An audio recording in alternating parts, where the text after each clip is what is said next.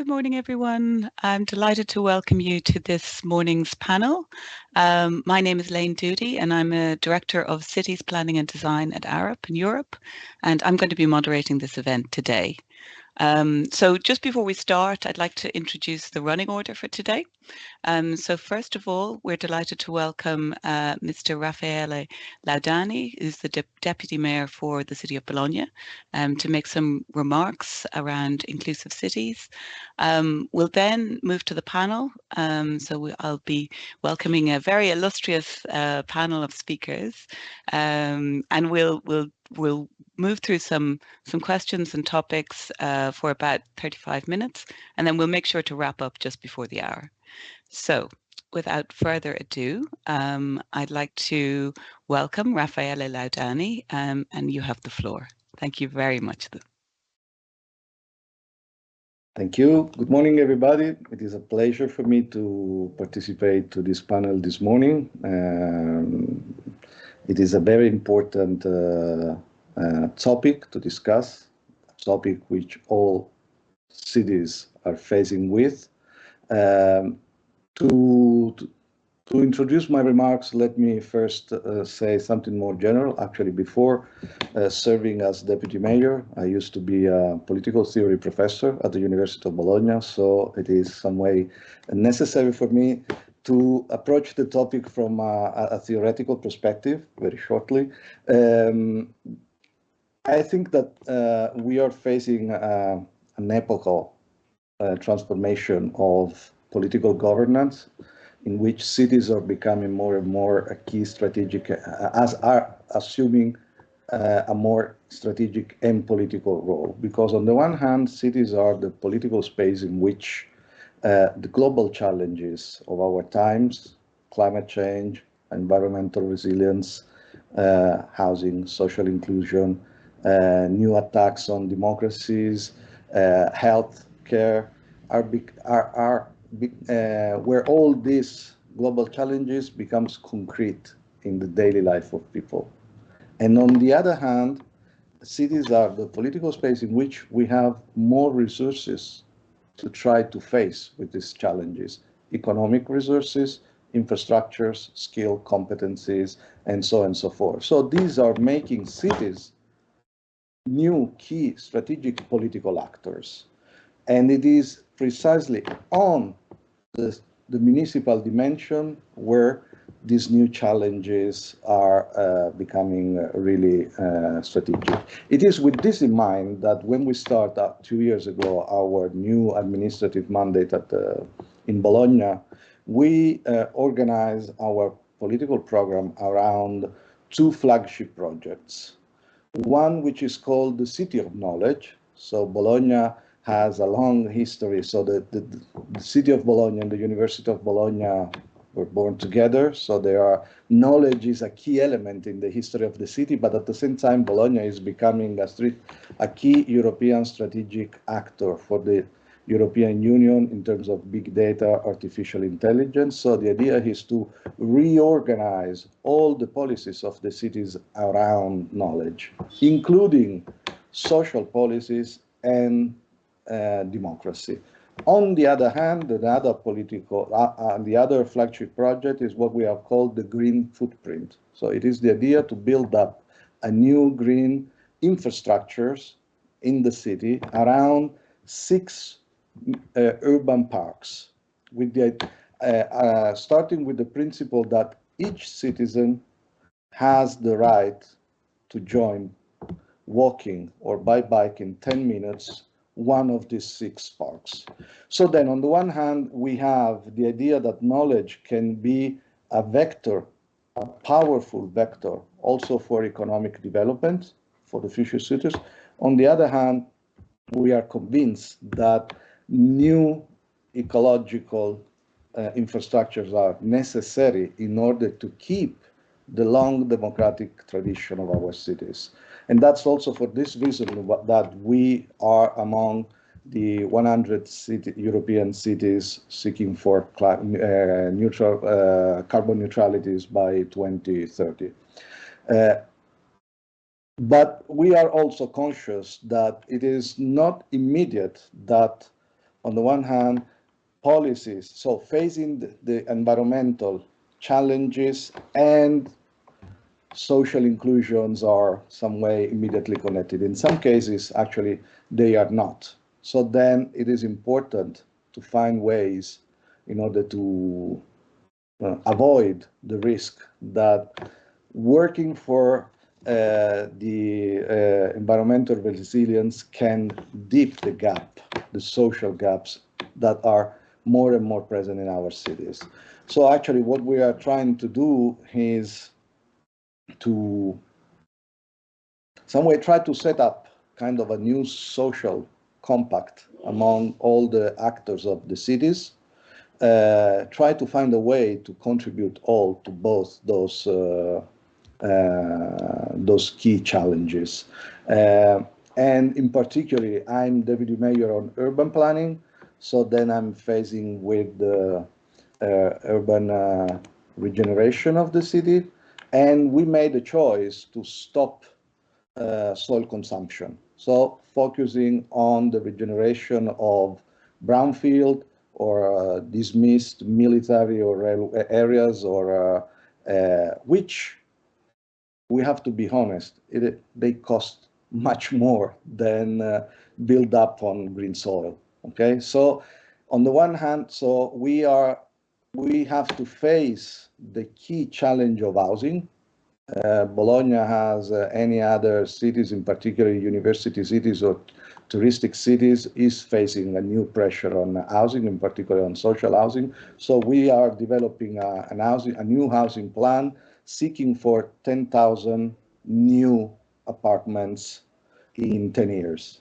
Among this, 7,500 new affordable and social housing, which is a very important goal, difficult to share. And on the one hand, we are concentrated most of the new European funds, the Next Generation EU funds, in urban regeneration in one specific quadrant of our cities, but we are aware that we cannot do it alone. We need the participation of privates.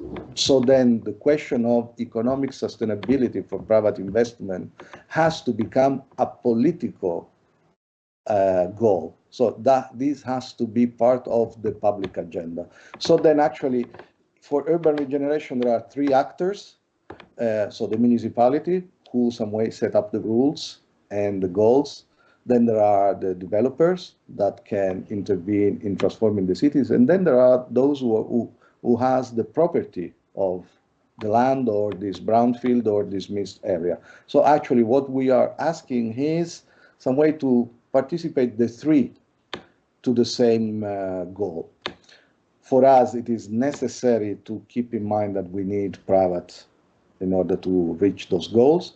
For the privates, I think that the new challenge is to understand that social goals, so social inclusion, affordable housing, and environmental goals are not just costs, but has to be seen as part of their strategy of valorization. They have to be considered more like, let me say, more marketing than costs, because it is a way. Today, cities are attractive if you have a good quality of life, if you have no sharp social conflicts. So then it has to be considered part of their own strategy of valorization. And then there are those who has the property of the land. And in this case, I think it is something that it's not usually it is not considered. It is not usually considered because in some way people they sell the property and then they're out. So then we are asking also to them to participate, because this can make more easily the economic balance in order to keep the goals, the social goals, but also not to impede private investment. It is a very complicated activities, but I think it is necessary if we still want to have inclusive and resilient cities. Thank you. That's great. Thank you very much, Raffaele. You have raised a lot of very important topics, and I think in particular the importance of cities in the world that we live in now, in terms of delivering on the challenges that we have. And perhaps we'll get into a bit more around how to get all the actors moving towards the same goals. And in particular, I think your point about social inclusion and environmental goals can't be just costs. They are part of creating quality of life in a city. So we'll pick up on those topics again in the discussion. But first of all, I want to introduce our fantastic panel. I'm going to ask each of our speakers to introduce themselves. And I'd like to start with you, Solène, if you can say a few words about who you are and what you do. Thank you. Thank you. Good morning. And yeah, thanks for having me and for thinking about including the new European Bauhaus in this very important discussion. So my name is Solène Gautron. I'm trained as an architect and researcher in urban and cultural studies. And I've been now for 2 years part of the team that coordinates the new European Bauhaus at the Joint Research Center of the European Commission. That's great. Thank you very much, and we're delighted to have you. Óscar, if I could invite you to introduce yourself. Thank you. Thank you very much. Hello, everyone. My name is Óscar Huerta Melchor. I'm a policy analyst and a project manager at the OECD Center for Entrepreneurship, SMEs, Regions, and Cities at the OECD. I'm particularly working on in the unit of urban policies. And we report to the Working Party for Urban Policy of our Committee for Regional Development. So thank you. That's great. Thank you very much. And Sara, if I could come to you finally. Yeah, thanks, Léan. Hi, everyone. Thanks for joining us today. My name is Sara Candiracci. I'm an urban planner by training, and I work very much at the intersection between urban planning design and social science. I've been with Arup for the past 7 years. I'm part of the city planning design team, and I lead Arup's global effort to mainstream social value and equity across the firm. I'm happy to be here. That's great. Thank you very much.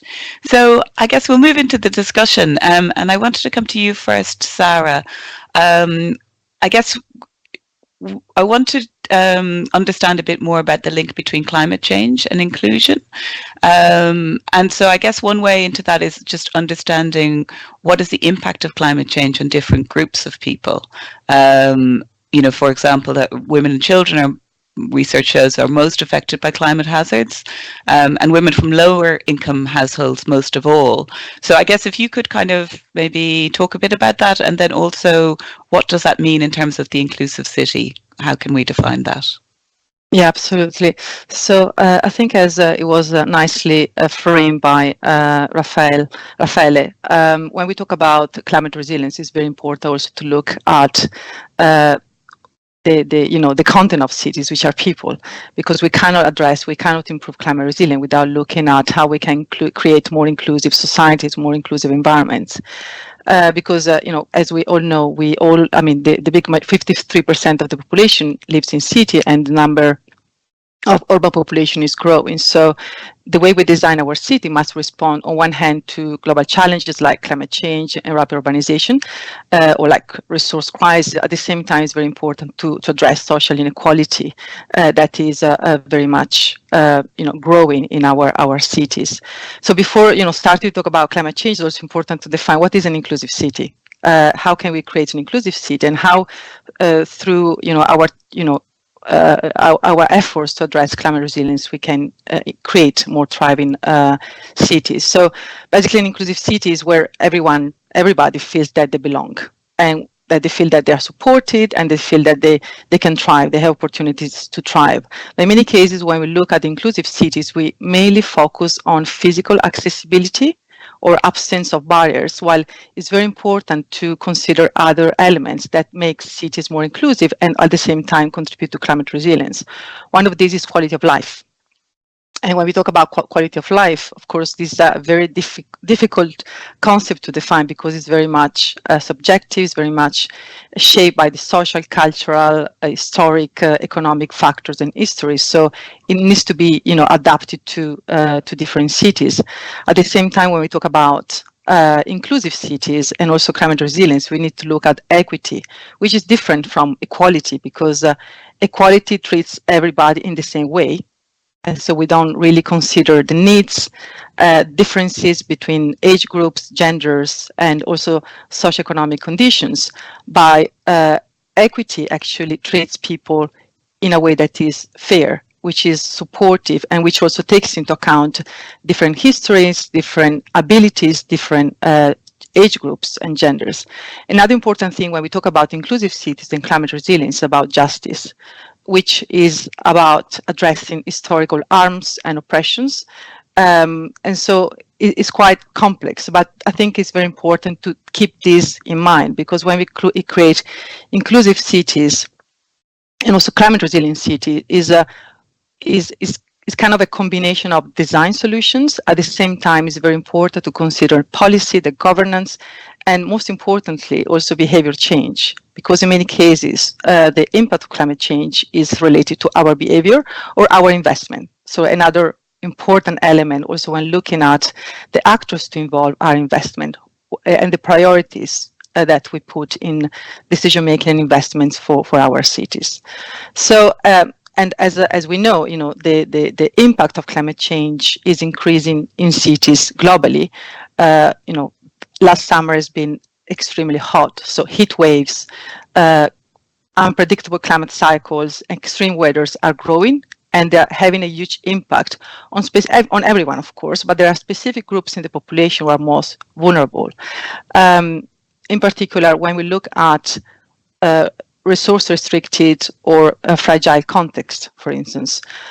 In this context, climate impacts are disproportionately affecting the most vulnerable group, the most marginalized, excluded groups, which includes ethnic minorities, displaced people, and women in particular, and also children and elderly people.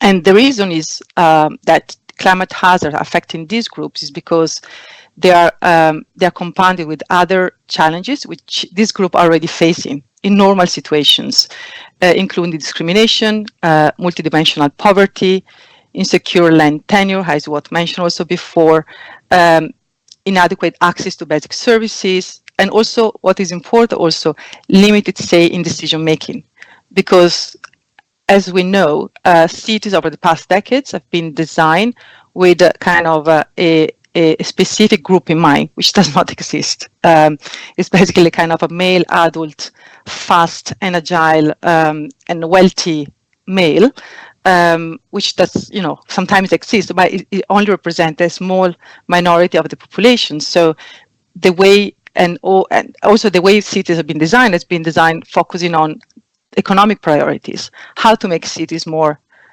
competitive, more efficient, more effective. So they've been designed without really looking at who actually live in these cities, which are people. And decisions are made by decision makers who are men in many cases, unfortunately. So there is also in the publication, we recently did a publication focusing on how to design cities that work for different genders, for women in particular. And we saw that only 29% of decision makers globally are women. The rest are, decisions are made by men. In some cases, don't really take the time to look at what are the needs of the minority groups or other groups in the society. So the decisions are kind of gender biased. So looking then, so it's very important when we look at finding solutions for climate resilience on how to make inclusive cities to really identify, first of all, to understand, of course, the context where we operate, and then understand who are the people who are most affected. So the use of gender disaggregated data is very important. This doesn't really happen in decision making and also in climate resilient decisions. So we don't have the data available to understand actually who are the most affected. And so how actually can we design policies and climate resilient plans to address those specific needs. So we should start by using gender disaggregated data and then making an additional effort to identify to engage these groups in society in decision making and planning, because that's very important. And yeah, so that's kind of just to start, but yeah, I'm happy to provide more information about this.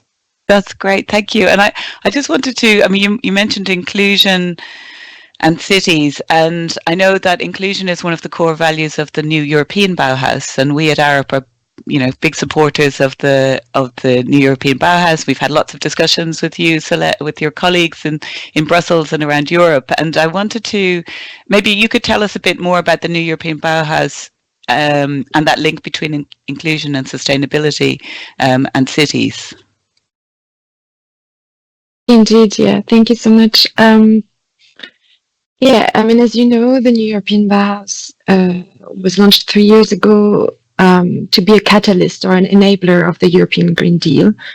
And that means, in a way, shaking up a little bit traditional modes of action, doing things a bit differently, and mostly promoting a more integrated approach to sustainable development.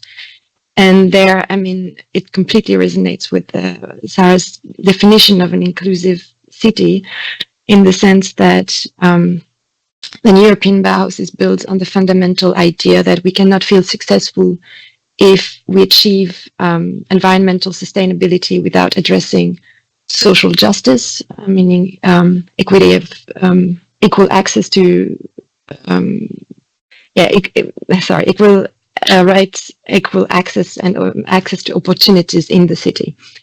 And then these two notions are extended with the notion of beauty or quality of experience, which again, Sara, you mentioned, talking about quality of life. So these are really the three core values of the new European Bauhaus that should work together. The idea is you cannot trade great technological solutions in terms of sustainability for high quality architecture and without involving anyone who's affected by this change along it. So yeah, those are the three core values of the new European Bauhaus, and then it is about also how we try to promote them and make a bit of a difference already in the way we work at the European level and within the Commission. So we are a cross-policy initiative that tries to go into the different programs, different portfolios of the European Commission, and build their calls for actions in order to break silos a little bit and work together to promote this more integrated vision of sustainability. So working across silos, and then working with the community of which Arup is a part of, and together with more than 1,000 now members. And this began with a co-creation of 6 months, and is now an ongoing dialogue that we have with diverse partners from NGOs to universities, municipalities, public authorities, and so on. And so it's really this attempt at creating new ways of working together in order to produce new knowledge and develop new solutions to challenges that are the challenges of our time. And that's a bit about the ambition of the new European Bauhaus. That's great, thank you. I mean, I think your point about cross-silo working applies across a whole load of different things, and also speaks to Raffaele's point about how do you make all the actors move towards the same goal, and I think we'll come back to that later on. But I wanted to talk a bit about transport, because that is one of the key systems that we all rely on in cities, and access to transport systems can be quite different across different social groups. So I wanted to come to you, Óscar. What can we do to make these modes more attractive to different groups, while delivering climate action and not losing people along the way? So over to you. Thank you very much. Yes, but before answering to that question, I wanted to replicate a little bit on what Sara was saying before, and also Solène, because when she was talking about the impact of climate change and vulnerability, I was thinking about the example of the United States that we were checking recently. Just to give you one fact, I think that's that 1/5 of the counties in the United States are already facing are in the top percent of vulnerability and exposure to climate change, and those are precisely the countries with the more financial vulnerability, with higher levels of poverty. So one of the things that we need to consider here is whether countries and families themselves are also financially resilient to what is happening. I was reflecting that because maybe you hear some days ago there was a hurricane in Mexico, in southern Mexico, in Acapulco, that destroyed the coastal area, that depends on tourism. Certainly, there was going to be a financial loss for all those people employed there, which are the most in need. So they are not prepared for these kind of things. And this is a consequence of climate change. This is what is happening. To what extent these countries that are prepared and families are prepared to face physical resilience, financial resilience, and also certainly family resilience. So these are the things that we need to consider, that how climate change is affecting everyone, and whether at the community level, government level, but also at the household level, whether we are creating this resilience for that. And also because in the city, all the infrastructure was affected. And one of those is transport. But transport in general, how to make it more, let's say, inclusive. This was your question initially. Well, one of the things that we have observed here at the OECD is that mobility solutions should start by prioritizing the final user. So the transport system needs to give everyone the access to the city, design considering all the needs of the travelers equally. So in a way that city planners need to have a better understanding of the links between accessibility, inclusiveness, and well-being. I think this is in all these three characteristics should be considered together with the travel patterns of the different categories of women, the elderly, children, etc., because they use this transport system in different ways. Let me give you an example. Mexico City is also famous for, well, the transport in Mexico City was infamous for being a problem for women, because there were problems of sexual violence and assaults, and there was also unacknowledged and unsatisfied mobility needs of many part of the population, but also there was an unequal participation of women in the transport sector. So what the city government had to do was to create an interdisciplinary and a multi-sectoral process to create what is called a general mobility strategic plan that try to address these particular issues, to have, for example, to try to increase at least by 5% more women in positions of where they had less representations, for example, at director level, because to give up, for example, a different perspective. And also because women less than 30% of the workforce in the transport sector. So this is something that has to be balanced, to have a better understanding of that. So some of the things that at the OECD we have, this is just to give you an example, but some of the OECD things that we have kind of recommended to countries or to cities precisely when thinking about public transport is to think that to improve the equity or equal access to public transport, we have to consider issues such as affordability, accessibility, safety, and security. Some of them have to be like understand how different groups use public transport systems, as I said before, and identify the underserved groups and their specific needs. This is very, very important. So this is what Sara was talking about, the need for data, the need for disaggregated data, not only for gender, but also for race, for income, for age, etc. This is very important, very difficult to do perhaps because sometimes we don't have that kind of data.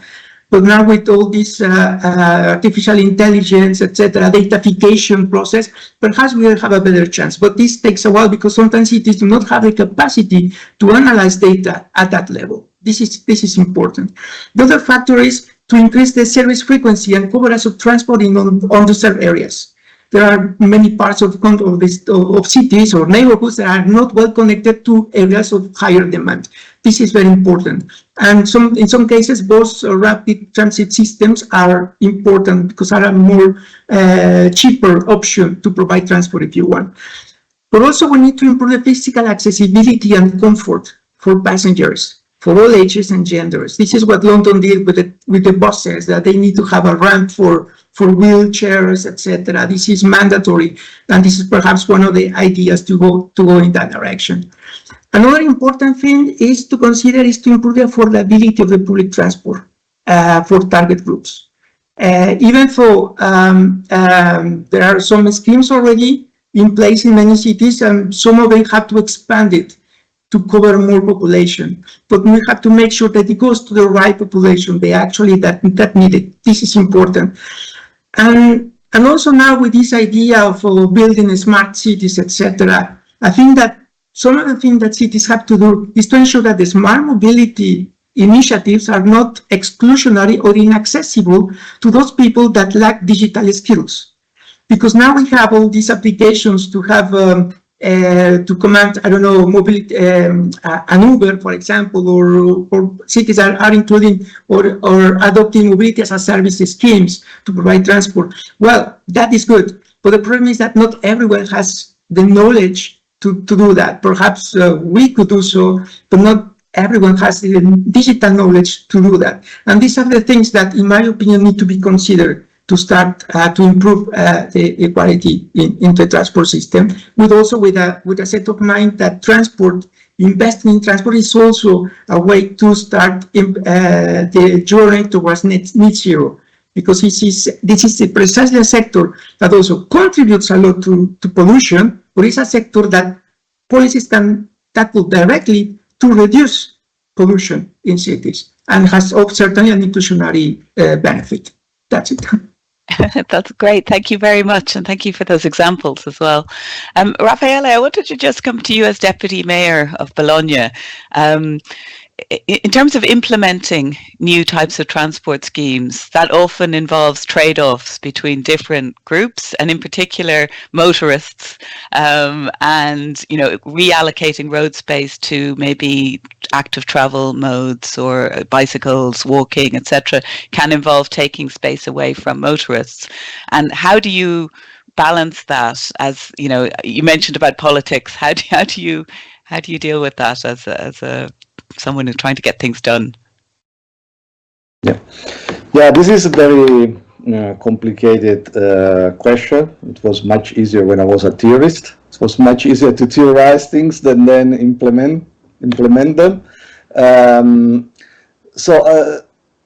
I think that so on the one hand, I think that we have to consider that cities are functioning more and more as platform. If you think digital platform, what does this platform does? They are supposed to connect users, but in some case they disconnect, so they produce more distances among the users. They habilitate, or they are supposed to habilitate their users, or disabilitate, creating new marginalities, and then they want to attract new users. Okay, so it is not so different for cities. Cities has to connect the users of the cities, in the last analysis, people, citizens, and try to reduce the distances. Then they have to habilitate them, reducing the marginalities, and then attract that for cities means new users, new residents, new quality investments. So then transportation and infrastructures are key for these kind of goals. Let's make a concrete example.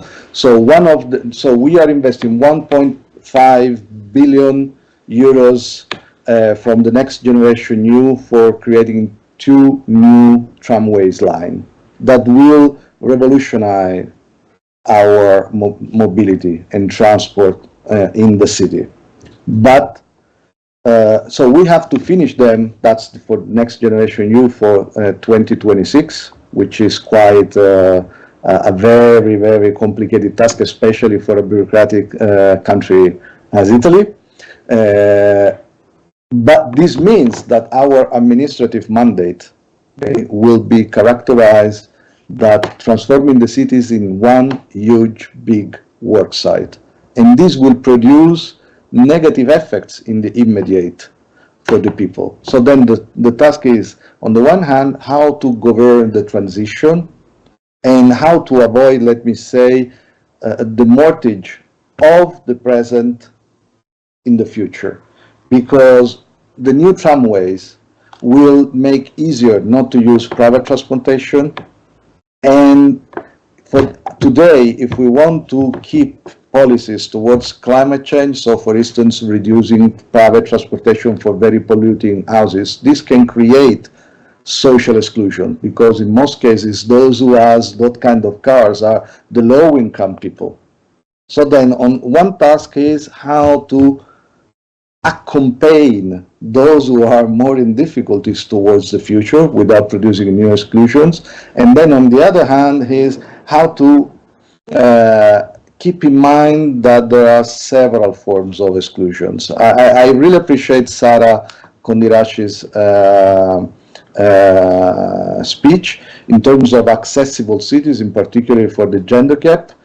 So we are working with on a project that has been financed by the European Bank of Investments, in particular for reducing gender gap in the urban spaces.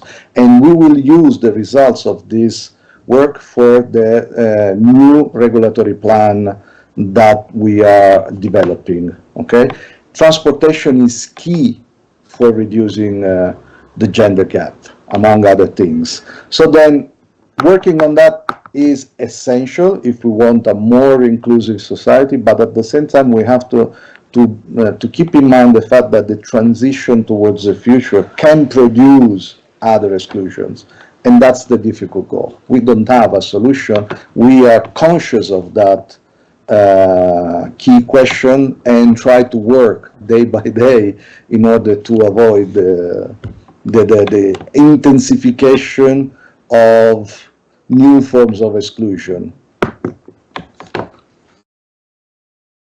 Yes, I guess being aware of those things at least helps you to try to mitigate them. But it is a tricky topic, which is why I asked you the question. So I wanted to talk a little bit about regenerative design and going beyond net zero into net positive. So basically where we replenish and restore our ecosystems. So what do we, and that's kind of the next thing we need to do, is to try and repair some of the damage that we have caused. And so what is the role of regenerative design in delivering inclusive climate action? And I'm going to come to Sara and Solène. Sara, if you want to start. Yeah. I think, regenerative design is growing a lot of interest across the built environment industry, and also as decision makers, because of course we need to address the challenge that we're facing in terms of climate change.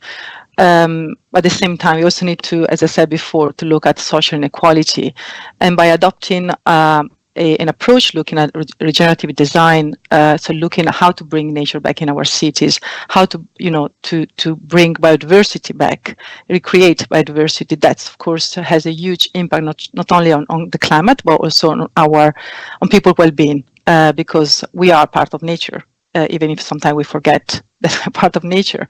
And so we need to our connection with nature is very important, because it's very important for our mental well-being, of course, also physical well-being. And there is data showing that, the contact with nature, also like in Japan now, they're prescribing, walking in forests is extremely important for our mental and physical well-being. So at the same time, I think there is also a lot of talking about the nature-based solutions. Sometimes they're kind of mixing also things and not maybe approaching the right way. I think there is a big opportunity to use because if we look at nature-based solutions, for instance, only from a functional need, so like using nature to address the challenges, the problems that we created, is not enough, and we're kind of missing out opportunities. While if we design nature-based solutions that at the same time look at the social outcomes that this solution can generate, we are actually creating benefits not only for the environment, but also for the society. I give you an example. As Arup, we did a publication which is called Nature-Based Play. We did it in collaboration with different organizations, including WWF Cities, Play Scotland. Also, the city of Barcelona contributed to this publication, showing that there is actually the opportunity to foster the connection between climate solution, nature-based solutions, and social outcomes by adding play elements into the design of nature-based solutions, which could be, is a very simple design solution, which is very transformative. For instance, in Copenhagen, there is this plan to create, I don't remember now how many parks, which aim is to address flooding. And the way they are designing it is looking not only at the functional need of flooding, or so how to design parks addressing that need, but also looking at how to create parks that also create social cohesion, adding some playful elements so that when there is not a flood, people actually go there and use that space. So that space is not only a green space that has a functional need, but actually can generate many benefits for the society. At the same time, the way we retrofit there is a huge need to retrofit our housing, for instance. And so how can we do that in a way that also creates social benefits? Because we need to, as we elderly people whose in many cases are not able to cope with the need of retrofitting their houses, and so they have to leave the house where they've been living for many years. So how can we retrofit this housing, looking also at adapting them to the change in society, the changes that we face with with the aging communities? So that what I'm trying to say is that we need to look at a climate solution at the same time with social needs, so that by integrating these two approaches, we actually can generate better outcomes in a more effective way, basically. That's great, thank you. And Solène, in terms of regenerative design and the new European Bauhaus, how do they fit together, and how can they be implemented? Yeah. I think one thing that could be stressed upon a little bit is the fact that today it's the construction industry that is really an important factor in driving global warming. We know it's 40% of our CO2 emissions. It's an incredible amount of our waste and material extraction. So where we can be very strong and powerful is in tackling circularity within the construction sector. And it's not an easy task, because the construction sector is mostly made of SMEs. It has the value chain with a lot of elements that has to be, so action has to take place in all the steps of the value chain in the construction industry, and it's extremely challenging. But it is also a pathway for addressing our climate emergency. And the idea that the new European Bauhaus is trying also a little bit to push, also with a strategic vision for its future. I have behind me consultation phase, because we are proposing an EU mission for the European Bauhaus. So really grounding us in research and trying to develop solutions, accompany solutions all the way to the market. And one of the focus of this proposed EU mission that is still under consideration would really be to combine bio-based materials with new digital tools, new intelligence that can maybe this combination of high tech and low tech accelerate the necessary transition of the construction system. So, yeah, acting on the built environment in neighborhoods and towards this more regenerative stage, this circular approach, going beyond trying to ensure net zero, let's say. And maybe one example I can give briefly, also resonating with Sara's mention of retrofitting and circularity, is the example of we have 14 projects in medium-sized municipalities that won a call for innovative urban actions. And one of these municipalities is a municipality in Spain, where they set up a whole system to sort of look at what they already have, the existing fabric of their city, and say, okay, we have this school in the city center, and our city center at the same time is depleting. We have an aging population, and so they transformed this former school into long life housing for elderly. And then some of the apartments that were housing this elder population were redesigned to host young population with lower income. So it's about looking at what is already there, thinking that it might not be a need to build again, but reflect on possible ways to make better use of the existing fabric of the city.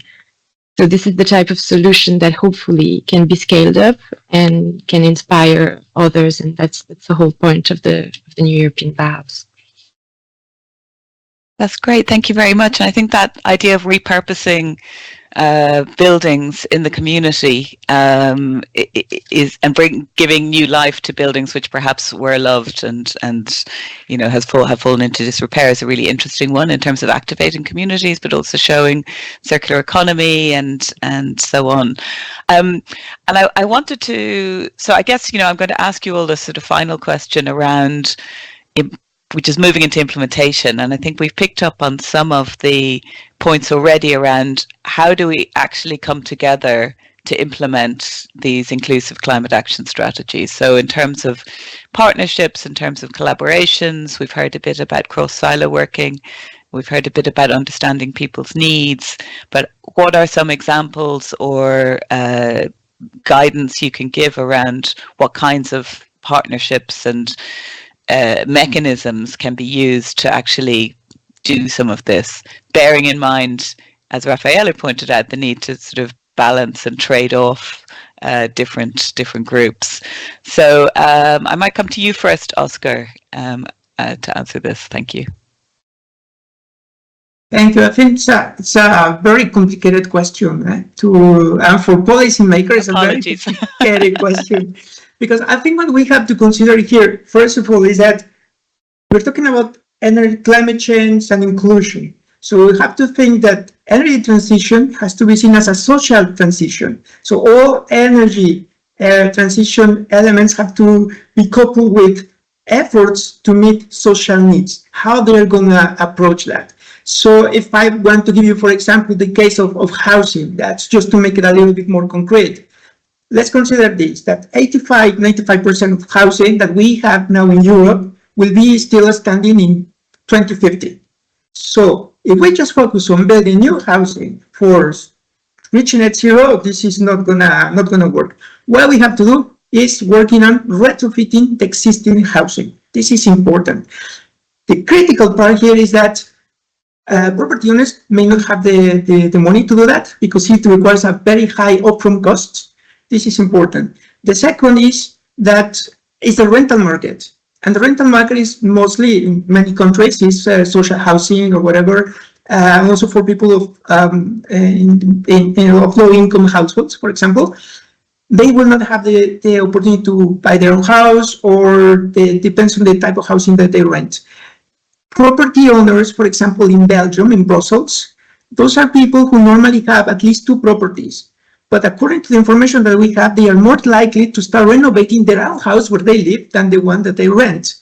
And if they do so, they will do so because they want to resell the house. They think about it in terms of economic terms, not in terms of saving the planet by reducing CO2 emissions. Unless because they don't have this conscious that of how energy could perhaps improve the value of the, well, they do so, but they don't think about the planet. So there are several things that we need to think here. First of all, is the role that the local government has to play here in terms of raising awareness of the importance of energy and social needs, working with developers. I think this is important. There are some elements, for example, I think in the Netherlands, in Utrecht, they have this, what they call community-based, some coaches that go family by family or in selected neighborhoods because they adopt a neighborhood approach to this, to explain how this could work, the benefits of retrofitting, for example. So that's a way the local government is providing some help, but also the partnership that they support that the regional and national governments can give to these plans in terms of subsidies, in terms of financial aids, and also with the private financial sector to make things a bit easier to have access to these credits, to that. So it requires a partnership of very different stakeholders, private, public sector, academia certainly, but also civil associations. Who's going to be, but we need leadership, we need ownership. And I think in this case, I think the national and regional governments have a key role to play. This would be my answer in a bit of a nutshell. That's great. Thank you very much. Solène, would you like to give us your views? Yes, very briefly on partnership and how we manage to work together to make a change. I think I will go back a little bit to this proposed mission this process that we're having, looking at the future of the new European Bauhaus, because it is really the proposal of this instrument, the EU mission. It is to pool all resources, bring together researchers, innovators, policymakers, citizens, and accompany projects from really the fundamental research to the uptake, the social uptake, and so on. So this attempt at putting really all actors around the table and doing it within a coherent instrument is, we hope, a way that is going to solidify the European Bauhaus already attempt at working at different levels and across silos. And then, I mean, the richness of the initiatives, and at the same time the difficulty, I mean, it's difficult to keep track, but we have so many projects that are attempting at local level to work in part to bring together different stakeholders and work really in this sort of partnership to do things really differently and have more impact. And we're going to keep supporting those projects through calls, through the prices, and so on. And and hopefully the mission will be an even more efficient way to doing that. That's great, thank you. And Sara, I'm going to come to you, and then I'm going to give Raffaele the last word. So you have 2 minutes, I think, or 1 minute, 2 minutes.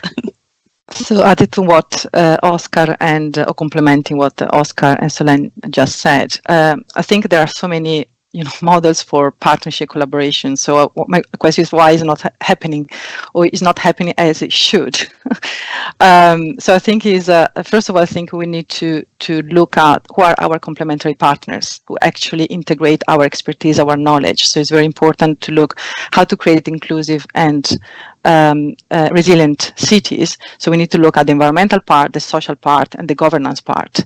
So we cannot do everything on our own. So within this kind of what is called the ESG framework, let's say, what are the key players that needs to be involved in city decisions and city making as well? As Óscar said, developers are so important because they are kind of shaping our cities, and they're investing in our cities. So it's very important that they come with us in terms of this journey to make cities resilient and inclusive, so that their investments are really informed by outcomes, not outputs. So what are the social outcomes they want to achieve through their work, and how do they want to channel their investments towards those? So it's very important to identify who are these key, developers or stakeholders. It's very important then to work with unusual partners, like insurance companies, for instance. They play a major role, not only because they own many assets, but also because they could develop different insurance schemes, looking at elderly people or young people. So how can we work together to kind of provide subsidize some retrofitting investments, for instance? So looking, thinking a bit broader than our usual actor or stakeholders. And I think it's important to put people at the center in decision making, and nature at the center of decision making, and also giving nature the space to be kind of an active stakeholder in decisions and in planning, because it's, as I said, we mainly use nature for a functional need, not because sometimes we really want to bring nature into our city, because we need nature. So how can we bring these stakeholders into the discussion? And of course, all the minorities, excluded groups. And how can we design also interventions that look at the long-term programmatic socioeconomic outcomes? So working with grassroots organizations, so that really can help and work with societies, with communities to make sure that they're involved and they also benefit in the long term of the interventions that we make. Thanks. That's great. Thank you very much. And Raffaele, I give the floor to you for the last word. Thanks. Well, I don't think that for this kind of topics we can say a last word, but some just complementary remarks on what has already been said. So going back to the very beginning of my introductory remarks, I was saying how it is important in order to face those global challenges, partnerships, in particular with the different actors. So I'm very convinced of that, but at the same time I'm aware that this does not happen like kind of magical, natural consensus for ethical values. Okay, this is possible only if there is a convergence of interests.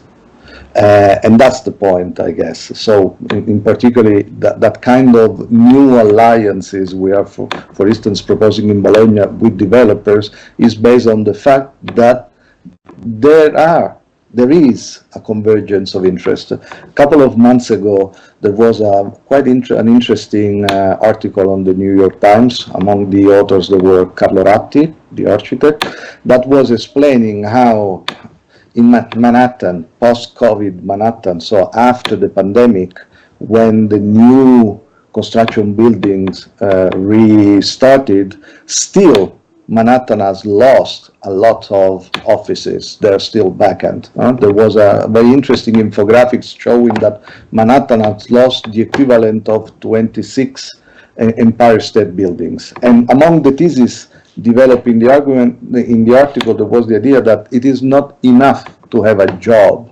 offering a job in order to attract people in the city.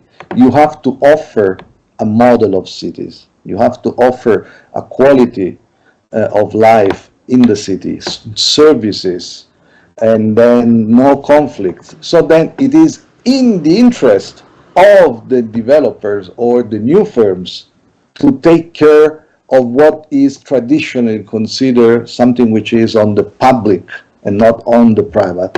So if we work on this and try to find a way to make the convergence of interest, then there could be a chance to develop partnership, and even more of partnership, alliances. And this is true also among cities. I was saying the new key strategic role of cities.